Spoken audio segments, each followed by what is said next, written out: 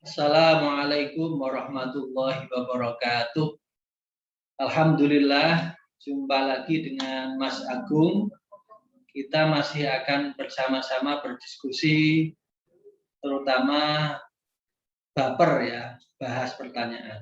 Tapi sebelumnya kita bermohon kepada Allah Subhanahu wa taala tetap diberikan kesehatan oleh Allah Subhanahu wa taala di masa yang sekarang ini pandemi masih terus berlanjut.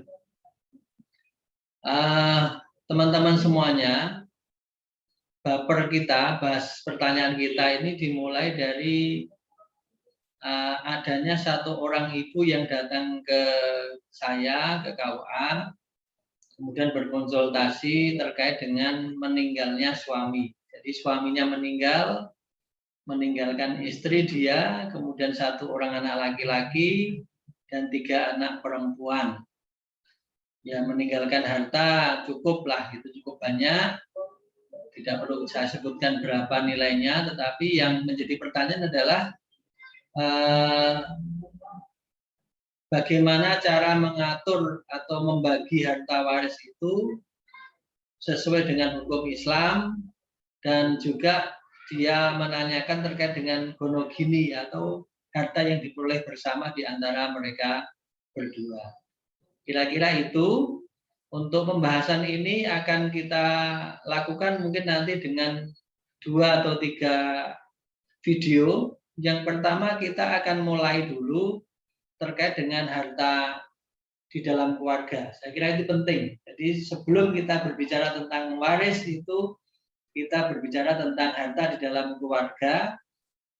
Ketika seseorang menikah menjadi suami istri, di dalam rumah tangga itu ada, bisa disebutkan 3 macam harta. Yang pertama, harta milik suami saja. Yang kedua, harta milik istri saja. Dan yang ketiga, harta bersama. Atau yang di dalam masyarakat mungkin sering dikenal sebagai harta monogini. Nah, mari kita coba urai satu persatu. Apa itu harta milik suami saja, apa itu harta milik istri saja, dan mana atau apa saja harta gonogini atau harta bersama itu.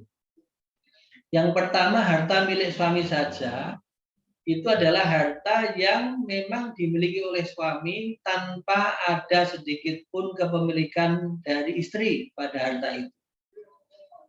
Misalnya saja, sebelum menikah suami telah mempunyai harta, ada mobil misalnya, ada rumah misalnya, artinya intinya sesuatu yang dimiliki suami sebelum menikah itu murni milik suami. Atau harta yang diperoleh selama pernikahan tetapi memang itu khusus untuk suami, misalnya hibah dari seseorang kepada suami, maka itu juga menjadi hak milik suami saja. Kemudian juga harta yang diperoleh oleh suami meskipun dalam masa perkawinan itu berupa dari warisan. Jadi misalnya suami mendapatkan warisan dari orang tuanya, dari bapak atau ibunya. Nah, itu juga harta milik suami saja. Selanjutnya, yang harta milik istri saja, yang kedua, yaitu harta yang dimiliki oleh istri saja tanpa ada sedikit pun kepemilikan suami pada harta tersebut. Sama misalnya, ya istri sebelum menikah telah mempunyai kekayaan, ada mobil, ada tanah, ada rumah, misalnya saja, ada motor, dan itu memang dibawa oleh istri sebelum menikah sebagai harta bawaan. Jadi bisa disebut sebagai harta bawaan suami, harta bawaan istri. Atau juga harta yang diperoleh di dalam perkawinan, tetapi memang itu hibah pemberian khusus untuk istri oleh seseorang atau dari keluarganya, maka itu juga hak milik istri saja. Demikian juga dengan warisan yang diperoleh istri dari ayah atau ibunya, dari keluarga istri, maka itu juga harta milik istri saja.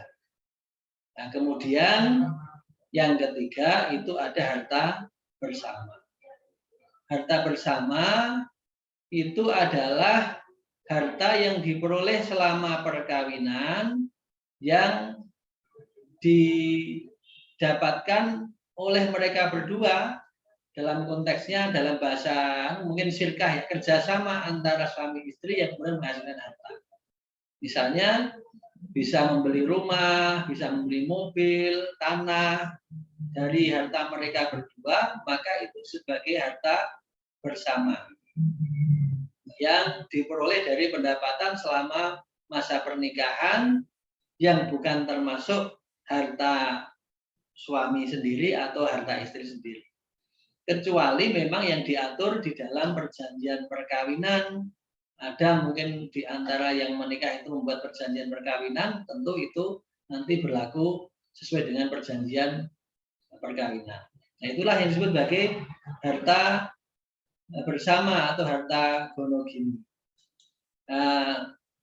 Teman-teman semuanya, jadi harta gonogini itu diatur di dalam undang-undang, juga di dalam KUH Perdata, juga di dalam kompilasi hukum Islam. Jadi dalam pasal 35 Undang-Undang Perkawinan nomor 1 tahun 74 disebutkan bahwa harta gonogini adalah harta yang diperoleh selama perkawinan itu menjadi harta bersama. Ini di pasal 35 Undang-Undang nomor 1 tahun 74 Undang-Undang Perkawinan. Di dalam pasal 119 KUH Perdata juga diatur harta gonogini ini. Demikian juga di dalam kompilasi hukum Islam yang sudah disepakati para ulama terdahulu di dalam pasal 85 dan pasal 86 kompilasi hukum Islam itu diatur tentang harta bersama atau harta gonogini. Dengan demikian kesimpulannya, ketika seseorang menikah itu bisa dipisahkan antara mana harta suami, mana harta istri, mana harta bersama, dan itu juga bisa disepakati dengan perjanjian perkawinan.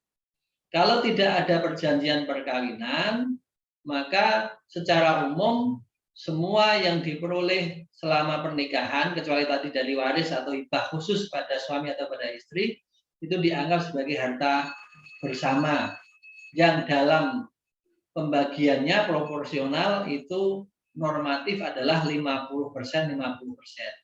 50% suami, 50% istri. Namun seandainya terjadi sengketa terhadap harta ini, sengketa waris, harta keluarga terutama yang berasal dari harta gonogini, hakim di pengadilan agama bagi para pihak yang beragama Islam atau di pengadilan negeri bagi yang beragama selain Islam, maka itu nanti hakim yang akan memutuskan di dalam sidang itu apakah persentasenya tetap 50-50 atau seberapa, itu tergantung nanti di dalam persidangan yang ada. Tetapi tentu kita selalu menyarankan bahwa di atas ketentuan formal hukum itu musyawarah itu adalah sesuatu yang terbaik, maka bila memungkinkan jangan sampai terjadi sengketa keluarga, sengketa terhadap harta, maka musyawarah itu didahulukan di antara suami istri. Kalau misalnya dalam kasus ini kan tadi dimulai dengan pertanyaan ada suami yang meninggal dan hartanya memang diperoleh selama masa perkawinan bersama, yaitu disepakati dengan ahli waris yang lain, istri dan anak-anaknya, mana harta itu yang memang harta ayah sendiri, mana yang harta ibu sendiri, dan mana yang harta bersama. Kalau disampaikan jelas tadi semuanya diperoleh selama perkawinan dan bukan dari sumber-sumber yang khusus diperuntukkan untuk suami atau untuk istri, maka itu bisa disebut sebagai harta bersama yang normatifnya itu berlaku hukum 50-50, meskipun itu bisa bergeser sesuai dengan ketentuan hakim di dalam pengadilan ketika terjadi sengketa tentang harta di dalam keluarga. Barangkali itu Bapak Ibu, teman-teman semuanya, apa yang bisa kita sampaikan, semoga bermanfaat. Assalamualaikum warahmatullahi wabarakatuh.